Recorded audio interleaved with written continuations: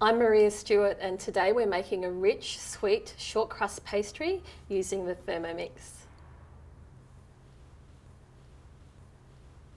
So this is a recipe that you'll want to come back to time and time again, especially if you're a fan of sweet things like a lemon tart or a beautiful fresh fruit flan. For the video today, we're going to be making a lemon tart, and I'm going to show you how to use the blind baking technique to get the perfect crust. Using egg yolks in this recipe is what makes it known as a rich shortcrust pastry. It gives you an exceptional end result. Using the Thermomix, in just seconds and using a few real ingredients, I can make the perfect pastry. Let's get started. So I've got my ingredients here. We've got 30 grams of caster sugar, 200 grams of plain flour, 100 grams of unsalted chilled butter. We've got some salt, 2 egg yolks and some cold water. So I'm going to start by placing the sugar into the bowl. So we'll just weigh that in.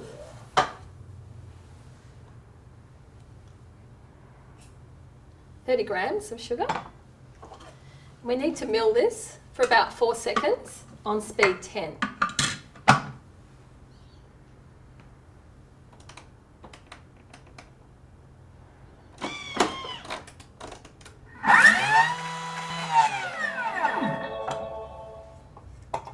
So that's done, and now we're going to add the flour. So we'll weigh our 200 grams of flour in.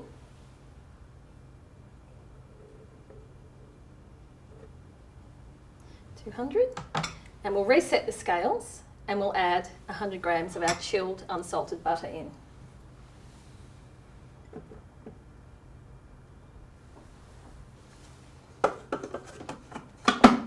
And we'll add some salt as well, about 1/4 teaspoon, and set our timer for 10 seconds and on to speed 10.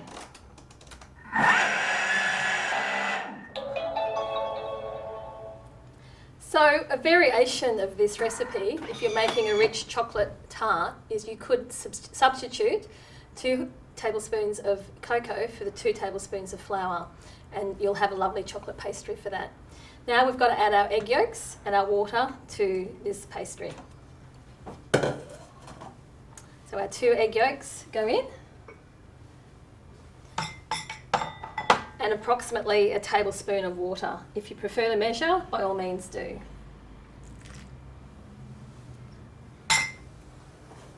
I'm going to set the timer for 8 seconds. And we'll take that to speed 8.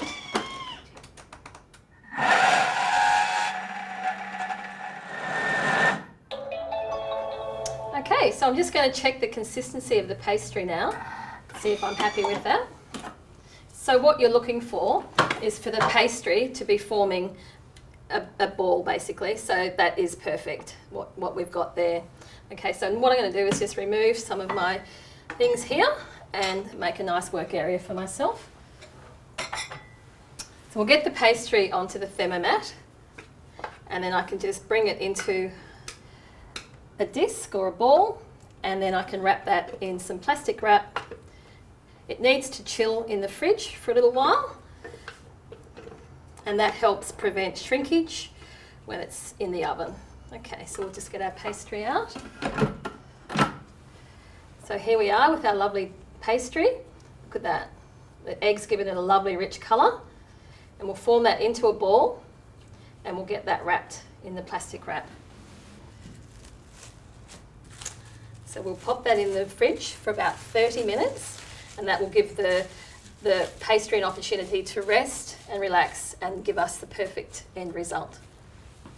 So the pastry's been resting now for 30 minutes, so we're ready to roll it into our tart base. I'm just going to take it out of the plastic wrap, and we'll lightly flour our surface and the pastry as well. And you can also pop some of that flour on your rolling pin. So my theory is if you start with a circle, you'll end up with a circle. So we're needing to get this into our round pastry pie dish. So we're just rolling this pastry out. Don't be too worried if you're making this pastry and the pastry starts to crack a little bit around the sides. You can just coax it back a little bit and it works perfectly. So don't get too worried that there's something going wrong. It's all fine. This is what makes it that lovely short crust as well. So that lovely texture where it's not too wet, it's not too dry, and it just makes it perfect for this type of thing. So just remember while you're doing this, you do need to keep the flour up to the pastry and also move the pastry around a little bit on the bench from time to time, and just keep rolling. We're rolling from the middle to the outside in most cases, keeping that circular shape. And pretty soon I'm going to check the pastry against the actual pie tin to make sure that we're going to get the size right. Okay, so we're not quite there yet. Once you feel like you've got roughly enough of a circle, that looks pretty good to me, you're then able to roll your pastry. So what I do using the bread mat is I roll the pastry over the rolling pin as such, and then just keep rolling it over. Okay, just using the Thermomat to guide you. If you don't have a Thermomat, that's okay. You can use a palette knife or something like that. So now we've got to get our pastry into the tin. If a little bit breaks off, don't panic, it's all fine. You just need to shape that back in. So the most important thing here is not to stretch the pastry. So we're just keeping this pastry in the shell, and we're just popping that little bit of pastry back up onto the sides to make our nice crust. So the pastry that I'm using, it didn't quite match up to the tin, as you probably saw. So all I'm doing is just using my pieces of pastry, and I'm just adding those to the tin, a bit like putting a jigsaw puzzle together. All right, so you can just pop this in, just press the pastry in, just making sure you're getting your nice right angles down into the corners of your tin. And that will ensure that the filling all fits in really well, and that you have a really lovely lemon tart or whatever type of flan that you're making. Okay, so we'll just get all our pastry put in there, and we've got a lovely pie tin. And the other great thing to remember is that no one gets to see the inside of the flan, so that's going to be covered with filling, so they'll see the outside, and it's all just beautiful. Okay, so this is now ready to have some holes put in it. That's called docking.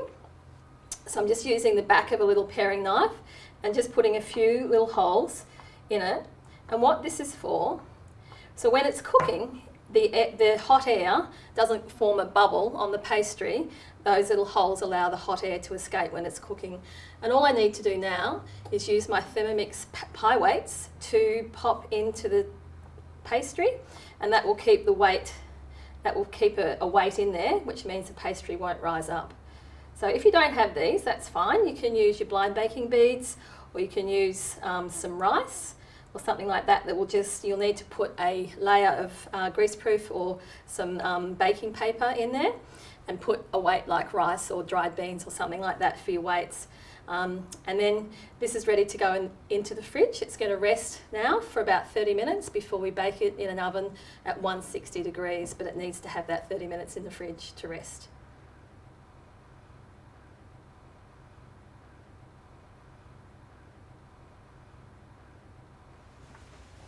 So our tart shell is ready. It's lovely golden brown and cooked perfectly. The great thing with the Thermomix pie weights is that when you've finished with them, you can take them out, and the shell does not require any more cooking. If you have been using blind baking beads, you will need to remove those and pop the shell back into the oven for about 7 minutes just to finish the cooking on the bottom. And now we can fill it with our favourite fillings. We've made a lemon tart here today, a perfect dessert for family and friends.